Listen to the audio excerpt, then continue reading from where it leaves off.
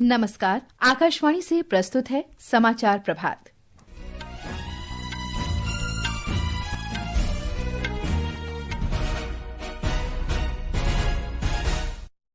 प्रधानमंत्री नरेंद्र मोदी आज स्वामित्व योजना के अंतर्गत 50,000 गांवों के लाभार्थियों को 65 लाख से अधिक संपत्ति कार्ड वितरित करेंगे। संसद का बजट सत्र राष्ट्रपति के अभिभाषण के साथ 31 जनवरी को शुरू होगा। केंद्रीय बजट 1 फरवरी को पेश किया जाएगा। रक्षा मंत्री राजनाथ सिंह ने सुरक्षा के मौजूदा वातावरण में बढ़ते तनाव के बीच देश की आक्रामक और रक्षात्मक कार्रवाई को मजबूत करने की आवश्यकता पर बल दिया। अंतर्राष्ट्रीय मुद्रा कोष ने अगले 2 वित्तीय वर्ष में भारत की आर्थिक वृद्धि का अनुमान 6.5% पर बरकरार रखा। अमेरिका के सुप्रीम कोर्ट ने कल से राष्ट्रीय सुरक्षा के आधार पर देश में टिकटॉक पर प्रतिबंध लगाने वाले कानून को सही बताया। और खो खो विश्व कप में भारतीय पुरुष और महिला टीम सेमीफाइनल में पहुंची।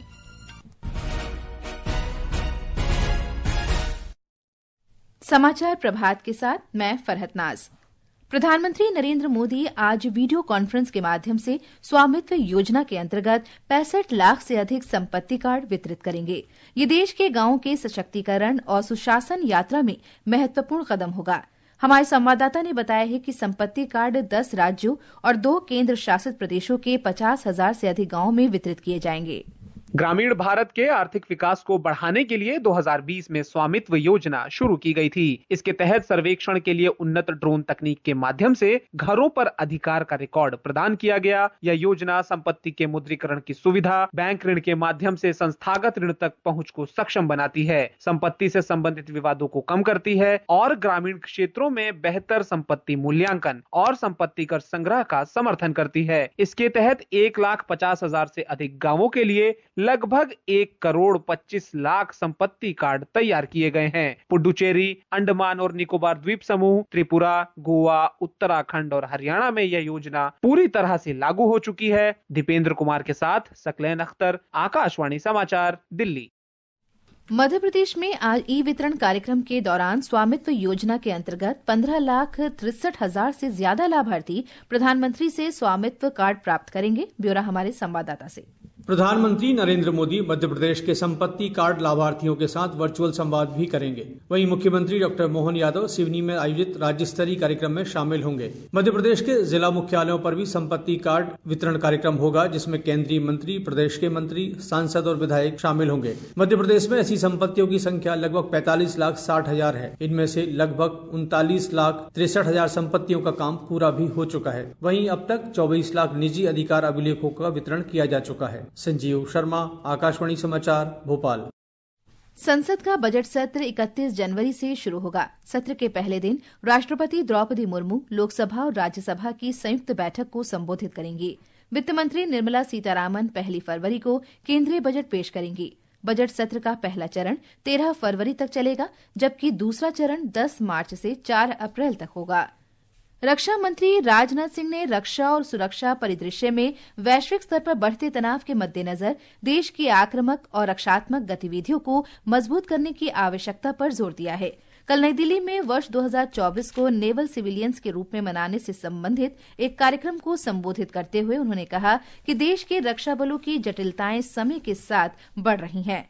रक्षा मंत्री ने इस बात पर जोर दिया कि भारत सरकार हर मुश्किल घड़ी में सैनिकों के साथ खड़ी रहेगी। साथियों, मैं सरकार की ओर से आपको इस बात का आश्वासन देता हूं कि हमारी फोर्सेस की मजबूती के लिए भारत सरकार को जो भी करना पड़े सरकार वह करेगी।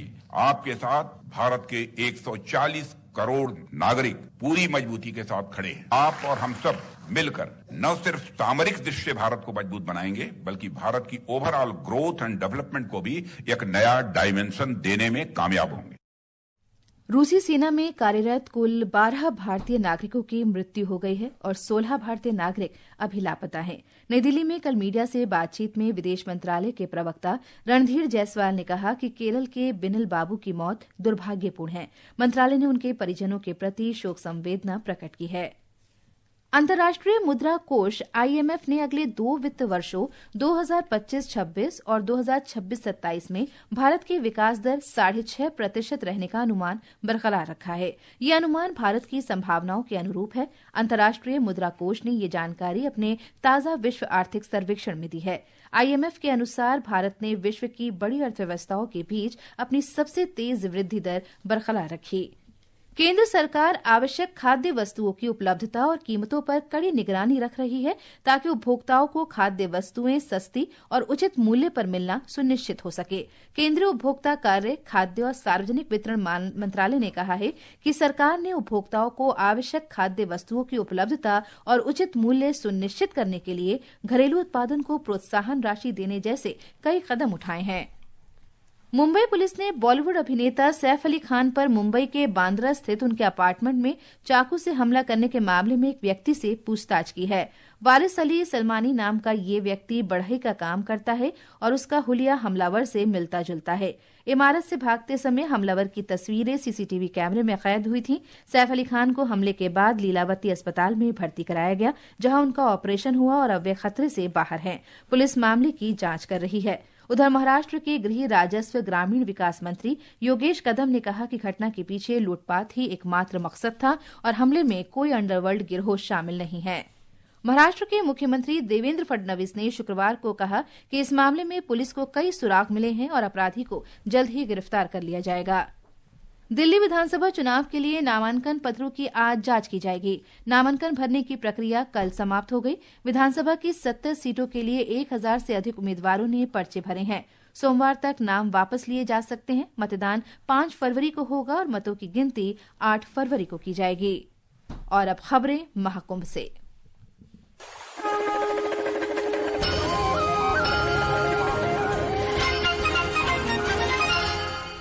उत्तर प्रदेश के प्रयागराज में चल रहे महाकुंभ में बड़ी संख्या में श्रद्धालु पहुंच रहे हैं और त्रिवेणी संगम में पवित्र डुबकी लगा रहे हैं। हमारे संवाददाता ने बताया है कि लाखों लोगों के इस जमावड़े से न केवल प्रयागराज की प्रतिष्ठा बढ़ी है, बल्कि स्थानीय अर्थव्यवस्था और व्यापार में भी तेजी आई है। होटल, खाद्य, ऊनी वस्त्र, कंबल, रजाई, गद्दे और इलेक्ट्रॉनिक्स जैसे उद्योगों ने अपनी बिक्री में 30 से 40% की वृद्धि दर्ज की है। महाकुंभ के और आगे बढ़ने के साथ यह वृद्धि 50% तक पहुंचने की उम्मीद है। हालांकि महाकुंभ अभी कुछ ही दिन पहले शुरू हुआ है, लेकिन शहर में खुदरा और थोक कारोबारियों के व्यापार में पहले से ही 2 से 3 गुना वृद्धि देखी गई है। चाहे वो होटल उद्योग हो, खुदरा कारोबार हो या कपड़ा उद्योग, सभी क्षेत्रों में बिक्री में पिछले सप्ताह उल्लेखनीय वृद्धि देखी गई। वहीं व्यापारियों को मौनी अमावस्या के दिन और भी अधिक बिक्री की उम्मीद है। जैसे जैसे महाकुंभ आगे बढ़ेगा, व्यापार में और भी वृद्धि होने की संभावना है। वहीं महाकुंभ मेले से 2 लाख करोड़ रुपए के राजस्व प्राप्त होने की संभावना है। आनंद कुमार, आकाशवाणी समाचार, प्रयागराज।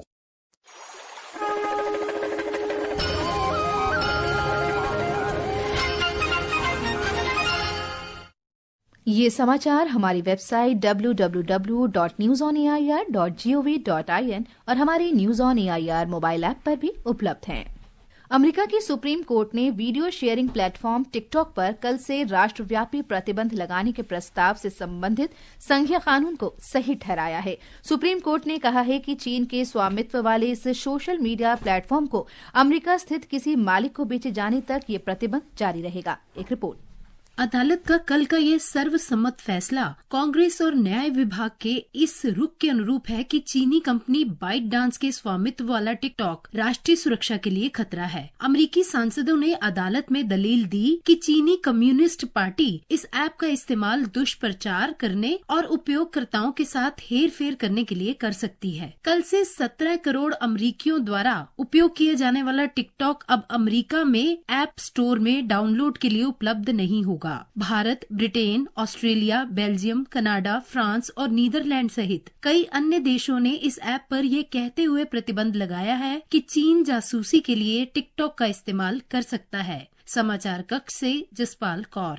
नई दिल्ली में राष्ट्रपति भवन में राष्ट्रपति द्रौपदी मुर्मू द्वारा प्रतिष्ठित खेल पुरस्कारों से सम्मानित किए जाने पर खिलाड़ियों ने अत्यधिक प्रसन्नता व्यक्त की है। आकाशवाणी समाचार से विशेष बातचीत में अर्जुन पुरस्कार से सम्मानित और पेरिस पैरालंपिक्स में भाला फेंक स्पर्धा में स्वर्ण पदक जीतने वाले नवदीप सिंह ने कहा कि उन्होंने कई चुनौतियों का सामना किया। देश की तरफ से मेडल आने के बाद जो प्रोत्साहन मिल रहा है वो काफ़ी काबिल तारीफ है। खिलाड़ी का सपना होता है और आज मैं भी वो अवार्डी हूँ, तो मेरे को काफ़ी अच्छा महसूस हो रहा है।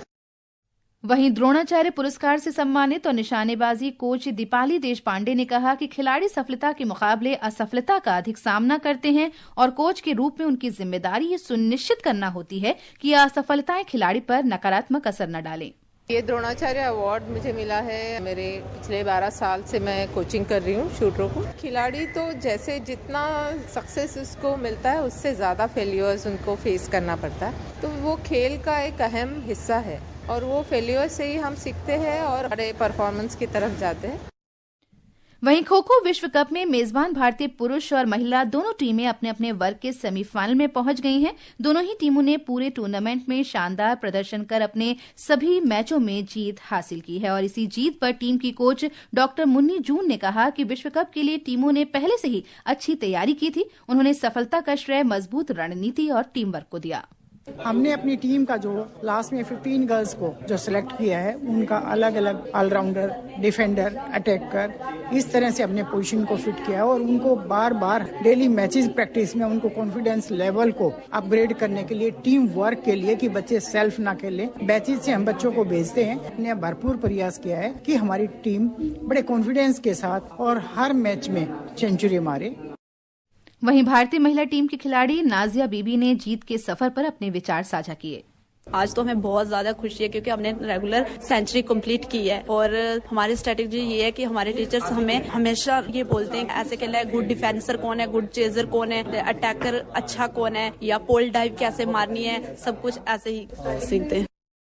प्रधानमंत्री नरेंद्र मोदी कल आकाशवाणी से मन की बात कार्यक्रम में अपने विचार साझा करेंगे। ये इस मासिक रेडियो कार्यक्रम की 118वीं कड़ी होगी। कार्यक्रम के लिए अपने विचार और सुझाव टोल फ्री नंबर 1800117800 पर भेजे जा सकते हैं। मौसम विभाग ने कहा है कि उत्तर पश्चिम भारत में कल तक घना कोहरा छाया रहेगा। घने कोहरे की स्थिति आज उत्तर प्रदेश और पश्चिमी राजस्थान के कुछ हिस्सों में रात और सुबह के समय और पंजाब, हरियाणा और चंडीगढ़ में बनी रहेगी।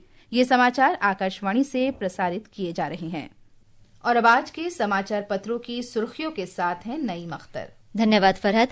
प्रधानमंत्री नरेंद्र मोदी द्वारा ऑटो एक्सपो का उद्घाटन करने का समाचार सभी अखबारों ने सचित्र प्रकाशित किया है। अमर उजाला लिखता है, प्रधानमंत्री बोले ऑटो उद्योग का उद्देश्य भारत से 4 साल में आया 3 लाख करोड़ का विदेशी निवेश। रूसी सेना में सेवा दे रहे 16 भारतीय लापता, राष्ट्रीय सहारा सहित कई अखबारों की सुर्खी है। स्थानीय बाजारों में खरीदारी से सोने की कीमतों में लगातार तीसरे कारोबारी सत्र में रही तेजी। 700 रुपए बढ़ी सोने की कीमत, अमर उजाला के कारोबार पन्ने की खबर है। अभी जनवरी में होगी और बारिश, आज छाएगा घना कोहरा। कोहरे की वजह से 125 उड़ानों पर हुआ असर, नव भारत टाइम्स की खबर है। कर्तव्य पथ पर रिहर्सल से 4 दिन बंद रहेंगे ये रास्ते, एडवाइजरी जारी। कर्तव्य पथ रफी मार्ग क्रॉसिंग, मानसिंह रोड क्रॉसिंग और कर्तव्य पथ सी हॉक्सगन में रहेगा प्रतिबंध, हरिभूमि की सुर्खी है। धन्यवाद नईम। और अंत में मुख्य समाचार एक बार फिर। प्रधानमंत्री नरेंद्र मोदी आज स्वामित्व योजना के अंतर्गत 50,000 गांवों के लाभार्थियों को 65 लाख से अधिक संपत्ति कार्ड वितरित करेंगे। संसद का बजट सत्र राष्ट्रपति के अभिभाषण के साथ 31 जनवरी को शुरू होगा। केंद्रीय बजट 1 फरवरी को पेश किया जाएगा। रक्षा मंत्री राजनाथ सिंह ने सुरक्षा के मौजूदा वातावरण में बढ़ते तनाव के बीच देश की आक्रामक और रक्षात्मक कार्रवाई को मजबूत करने की आवश्यकता पर बल दिया। अंतर्राष्ट्रीय मुद्रा कोष ने अगले 2 वित्तीय वर्ष में भारत की आर्थिक वृद्धि का अनुमान 6.5% पर बरकरार रखा। और खो खो विश्व कप में भारतीय पुरुष और महिला टीम सेमीफाइनल में पहुंची। इसके साथ ही समाचार प्रभात का ये अंक समाप्त हुआ। नमस्कार।